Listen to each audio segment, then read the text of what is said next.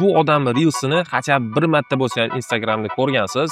O'zi bu odam oti Arman Tsarukyan. UFC'da yengil vazn toifasida birinchi o'rinda turadi va bu bir oy ichida 1 millionga yaqin podpishchiga oldi.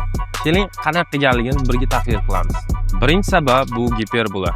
Arman Tsarukyanni Instagramda ko'rgan bo'lsangiz kerak, u har doim katta porsiya ovqatlarni yoki juda ham ko'p har xil desertlarni olib yeb o'tiradi.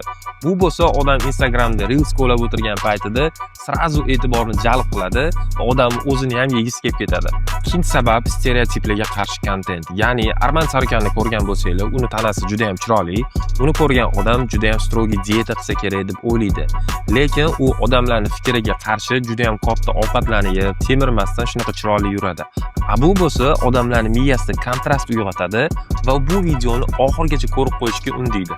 Uchinchi sabab bu mashhur insonlar bilan kollaboratsiya. O'tgan yil boshida Islom Maxachev bilan Arman Tsarukyan chempionlik uchun bo'y o'tkazishi kerak edi, lekin Arman Tsarukyanning travmasi sabab bu narsa o'xshamadi. Undan keyin Dana White bunga unaqa возможность bergisi kelmayapti.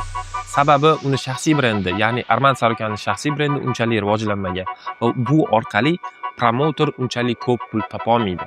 Va shuni bilgan holda Arman Tsarukyan o'ziga o'zi pul sarflab shaxsiy brendini va medikasini ko'tarib olyapti. Agar siz kontent va marketing haqida ko'proq ma'lumotga ega bo'lmoqchi bo'lsangiz, shu yerga obuna bo'lib qo'ying.